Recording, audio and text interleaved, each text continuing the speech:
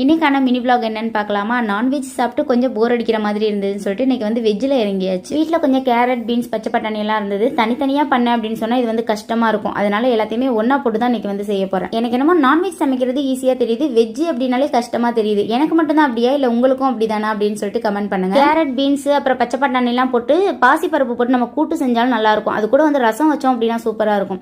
ரசம் வைக்க ஒரு சோம்பேறித்தனம். அதனால வந்து இந்த மாதிரி தாளிச்சு விட்டு கொஞ்சம் குழம்பு மாதிரி வச்சுட்டோம் அப்படின்னா இன்னைக்கு மதியம் அது வந்து நம்மளுக்கு ஓடிடும். அப்படிங்கிறதுனால நான் கொஞ்சம் குழம்பு மாதிரியே செஞ்சுட்டேன். 3 ஸ்பூன் ஆயில் சேர்த்துட்டு 2 ஏலக்காய், ஒரு துண்டு பட்டை, ஒரு கிராம்பு சேர்த்துருக்கேன். அப்புறம் ஒரு பெரிய சைஸ் வெங்காயம் எடுத்திருக்கேன்.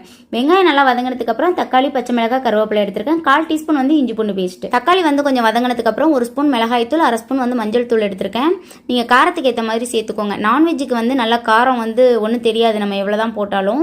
ஆனால் வெஜ்ஜுக்கு வந்து காரம் வந்து ரொம்ப தெரியிற மாதிரி இருக்கும். அதுக்காக கொஞ்சம் வந்து காரம் வந்து பார்த்துட்டு சேர்த்துக்கோங்க. தேவையான அளவு உப்பு சேர்த்துட்டு இப்போ வந்து ஒரு 5 மினிட்ஸ் மூடி போட்டு விட்டுருங்க. 1 ஸ்பூன் வரளவுக்கு மல்லித்தூள், 2 ஸ்பூன் வந்து கறி மசாலா எடுத்துருக்கேன்.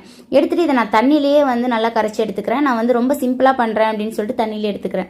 நீங்க வந்து கொஞ்சம் அதிகமாக கொஞ்சம் குழம்புலாம் வேணும் அப்படின்னா நீங்க வந்து கொஞ்சம் தேங்காய் பால்ல கூட நீங்க கரைச்சி எடுத்துக்கலாம். தேங்காய் பால் வந்து தண்ணி பால்ல மசாலாவை கலந்துட்டு லாஸ்டா வந்து தலைப்பால் சேர்த்துக்கலாம். அந்த மாதிரி தான் நீங்க தேங்காய் பால் ஊத்துறீங்க அப்படின்னா செய்யணும்.